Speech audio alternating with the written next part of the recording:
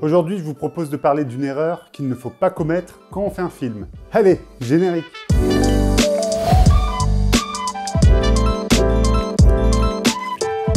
Salut les jeunes! Alors, si vous suivez cette chaîne YouTube, vous savez que j'ai réalisé 2 films. Et ces 2 courts-métrages, ce sont des courts-métrages entre guillemets un peu costauds, avec des costumes d'époque, pas mal de post-production. Des courts-métrages qui se veulent un tout petit peu ambitieux.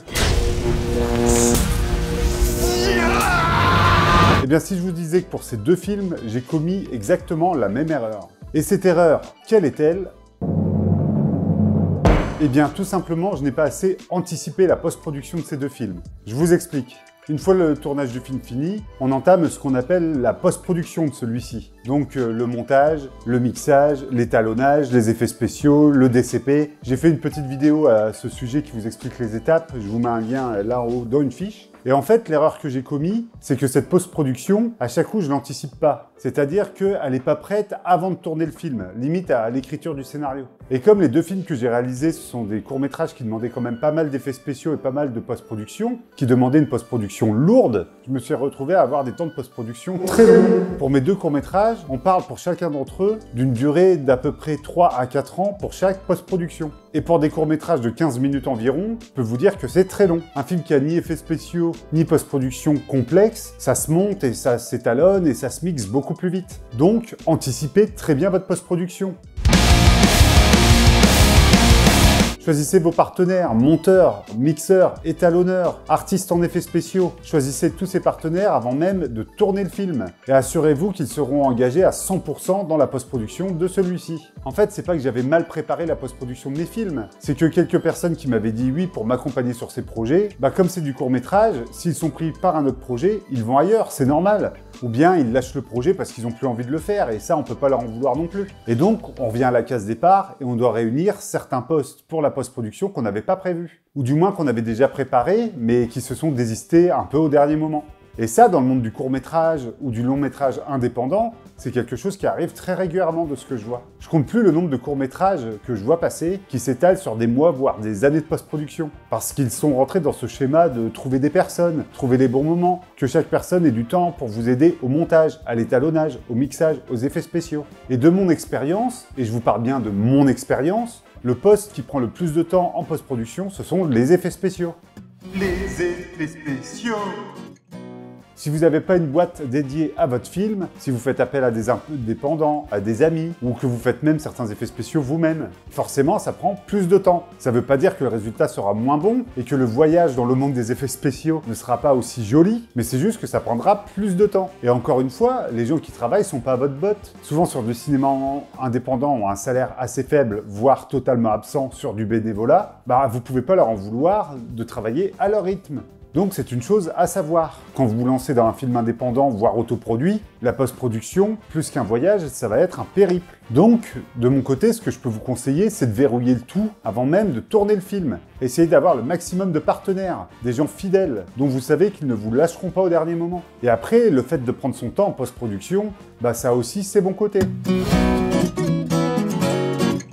Ça permet de travailler plus le montage, les effets spéciaux du film, de revoir la narration de son film, de pousser les choses au bout, d'avoir d'autres idées qui arrivent et qui enrichissent le récit. C'est très difficile à dire ça. Enrichissent le récit. Essayez de le dire chez vous. Donc, la post-production longue, c'est pas forcément une fatalité. Il faut juste, entre guillemets, ronger son frein et savoir que ça va prendre un peu plus de temps. Il va falloir aussi, par exemple, supporter tous les messages que vous allez recevoir de gens qui vont vous dire « Alors, il en est où ton film ? Alors, il sort quand ton film ?» Et pareil, ces gens-là, vous pouvez pas leur en vouloir non plus, vu qu'ils attendent votre travail. Donc, c'est avant tout positif. Et ils se rendent peut-être pas forcément compte du travail qu'il y a derrière. Et ce long temps de post-production, il est aussi bénéfique dans un certain sens. Vous allez peut-être faire des rencontres que vous n'aviez pas prévues et qui seront bénéfiques au film. Pour la petite anecdote, moi sur la post-production de mon film Transfert, j'ai rencontré des artistes en effets spéciaux qui étaient incroyables et qui n'étaient pas forcément entre guillemets prévus au début du projet. Mais ils ont intégré le projet en cours de post-production et ils ont rendu le film bien meilleur que ce que j'espérais. J'ai même réécrit certaines scènes du film à la post-production. Donc comme vous le voyez, c'est aussi une réécriture de votre œuvre. Et pour parler de mon cas, sur mes 2 films, j'ai jamais été trop frustré, parce que ça a pris du temps, mais je voyais toujours les choses avancer. Les gens avec qui je travaillais me donnaient des nouvelles régulièrement, et m'envoyaient des work in progress régulièrement là aussi. Et quand pour Transfert, on a pu par exemple caler une date pour le mixage, quand j'ai vu mon film mixé dans l'auditorium où je l'ai mixé, c'était un plaisir. Et je suis loin d'avoir regretté les quelques mois d'attente pour mixer le film. Aussi bien pour les effets spéciaux du film que pour le son, j'ai pu faire ça dans des conditions incroyables et exceptionnelles, que jamais j'aurais pu avoir si j'aurais voulu faire tout ça beaucoup plus rapidement. Il en est de même pour l'étalonnage du film, qu'on a étalé sur plusieurs mois. Ça nous a permis de faire plusieurs séances de travail qui ont donné au film ce look dont je suis encore très satisfait aujourd'hui. Et je pourrais dire la même chose du montage son, des conformations, du générique de fin, des illustrations pour le générique de début, du montage. Bref, je pourrais dire ça pour chaque étape de la post-production. Bien sûr, sur cette post-production longue, il y a aussi des points négatifs.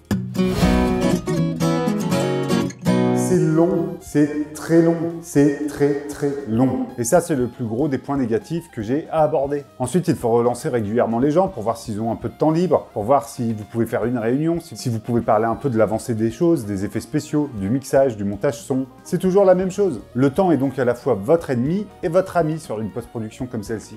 Alors bien sûr, quand vous êtes entre guillemets dans une vraie production, avec un gros budget, tout est prévu à l'avance, les devis sont faits, tout sera payé, puis ça roule comme sur des roulettes, ça prend très peu de temps. Mais quand on fait du cinéma indépendant, où il n'y a pas beaucoup de thunes, tout est toujours plus difficile. On est quand même dans un métier où, mine de rien, l'argent c'est un peu le nerf de la guerre. Et il y a un choix à faire. Est-ce que vous voulez que votre film sorte rapidement, mais qu'il soit peut-être un peu moins soigné dans sa post-production? Ou est-ce que vous voulez pousser son film au maximum, mais dans ce cas-là, il sortira un peu plus tard? C'est toute une balance comme ça. Je fais bien la balance, dis donc. C'est toute une balance comme ça que vous devez gérer. Parce qu'après, il n'y a rien de plus frustrant de ne voir un film qui n'avance pas. Donc, vraiment, le petit message que j'ai à vous faire passer avec cette vidéo, c'est ne négligez pas la post-production de votre film. Combien de films on voit qui ont des images plutôt cool et qui ont un son totalement à la ramasse? Comment j'ai pu oublier de parler de ça? Comment j'ai pu oublier de parler de ça, mon Dieu? Et depuis tout à l'heure, je parle, mais j'oublie aussi une étape très importante de la post-production du film, la composition musicale. La composition musicale qui est très importante. Là encore, on a pris du temps pour faire la composition musicale de mes films. Mais à chaque coup, j'ai des BO dont je suis totalement fier et totalement content. Bon, après, je suis fier, mais c'est pas moi qui les ai composés. Moi, je suis une bite en musique. Et la discussion, la conversation qu'on a eue entre nous, ça a donné des thèmes incroyables. Regardez, je vais vous faire écouter un petit extrait du thème de Transfert.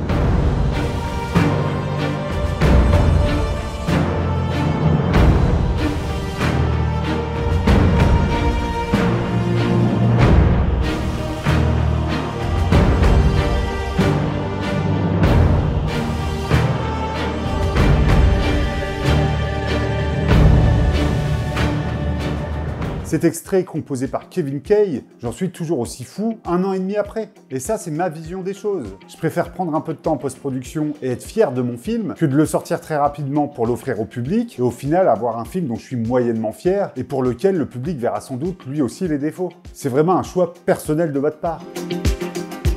Voilà, je trouvais ça intéressant de vous parler un peu de cette petite erreur à ne pas commettre et que moi j'ai commise 2 fois. J'espère que cette vidéo vous a plu. Si c'est le cas, n'hésitez pas à vous abonner, à mettre la cloche et un petit pouce bleu. Ça va faire monter les stats de la chaîne et YouTube va un peu plus nous reconnaître. Ça peut aider à faire décoller un peu la chaîne et je vous en serai très reconnaissant. Et moi je vous dis à la semaine prochaine pour une prochaine vidéo. Et d'ici là, allez bien vous faire en filmer. Allez, ciao!